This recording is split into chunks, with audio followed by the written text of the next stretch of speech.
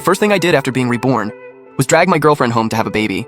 The moment that kid was born, 100 kids suddenly appeared at my brother's place. See, in my past life, my own brother bound me to a 100x return system. Whenever I earned 5,000, he'd get 500,000 deposited directly. My design barely made the shortlist, while his went straight to the international podium. I pulled all-nighters for overtime pay every day. But he just lounged at home doing nothing and got 100 times my earnings. And my parents? They were in on the whole scheme.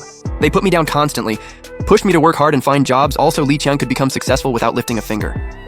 But after being reborn, all I could think about was revenge on Li Qiang.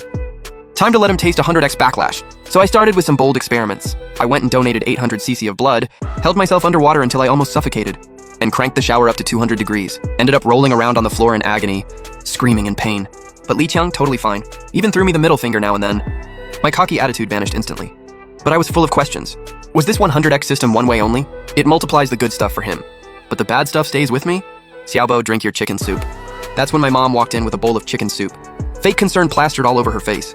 Looking at her loving act, I felt all kinds of mixed emotions, an unspeakable discomfort. Growing up, they controlled my diet strictly. No junk food allowed. Definitely no eating outside the house. Now I finally get it. They were afraid all that bad stuff would backlash 100x onto Li Qiang.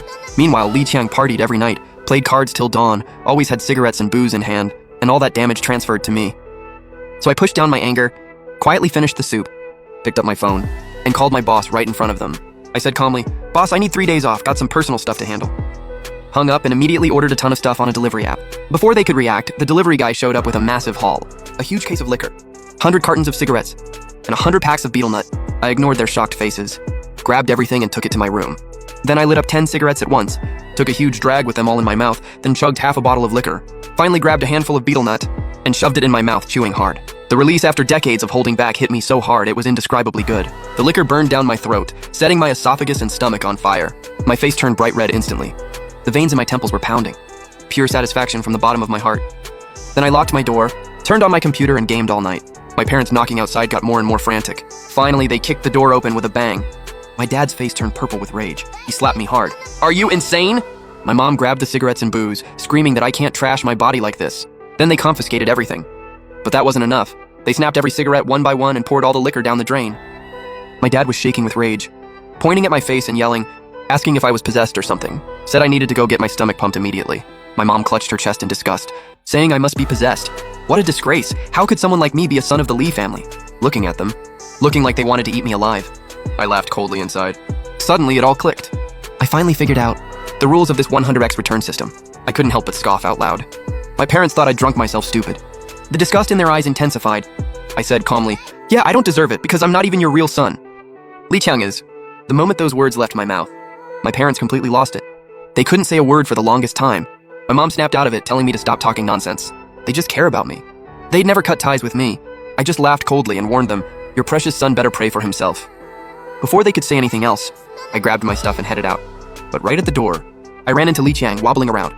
The guy who used to look healthy and full of energy from feeding off me now looked completely drained. He could barely stand, holding onto the wall. We stood face to face.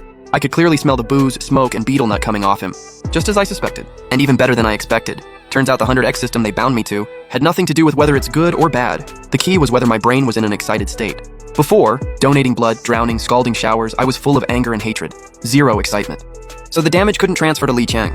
But gaming, drinking, smoking, those were forbidden to me for decades. The craving was etched deep in my bones. Just one touch and I'd hit peak excitement, especially the moment cigarettes, booze, and betel nut hit my mouth. My brain excitement maxed out. So the backlash hitting Li Qiang was also 100x the damage. I only stayed up one night. For him, that was like 100 nights. No wonder he looked like death. I finally understood why at almost 30, my adoptive parents never let me date or even talk to girls. They were afraid I'd get excited, afraid that once I tasted the good stuff, I'd wreck Li Qiang's body. Alright then, you 3 Li family members used this sick system to let Li Qiang openly leech off me. Since you're so scared of me getting excited, I'll get so hyped I'll reach the heavens. Once I figured this out, I straightened up instantly. Couldn't contain my excitement. I ignored my adoptive parents' attempts to stop me. Moved out immediately. Found a place they couldn't find. And completely let loose. Every day after waking up, I'd order food, smoke, drink, game, releasing 30 years of pent-up feelings. With every sip of booze, I couldn't help thinking, is Li Qiang rolling around in agony right now too? Just 3 days after moving out, Li Qiang completely collapsed. He either couldn't wake up during the day or couldn't sleep at night. Constantly numbed by 100x alcohol, rambling nonsense. And he always had bad drunk behavior. Whenever I drank, he'd go crazy at work, getting handsy with female coworkers, even the boss's wife. Li Qiang grabbed the boss's wife's hand while hammered, looking sleazy, singing love songs. The boss's wife screamed in horror. The boss kicked him flying like 300 feet away. But Li Qiang hadn't given up. I knew he was waiting for the system to patch this loophole in a year, then I couldn't get him anymore. But I also knew that drinking and smoking every day would wreck my own body too. So I lay in bed thinking it over, and finally came up with a better plan: getting married and having kids.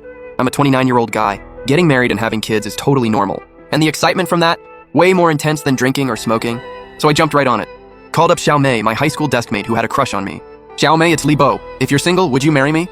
She said yes without hesitation. So I gave her all my savings. We rushed to get our marriage certificate and started living together. Just 1 month later, Li Qiang looked like a ghost had drained all his life force, sunken cheeks, glazed eyes, gasping for breath with every step.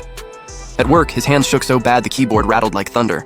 Several times when the boss brought clients to sign contracts, he'd suddenly go into drunk rages, spouting nonsense. The whole company was stunned. Coworkers whispered to each other, "What's wrong with Manager Zhao? Looks possessed." I don't think so. Looks more like someone drained him dry. Finally, one day Li Qiang completely broke down.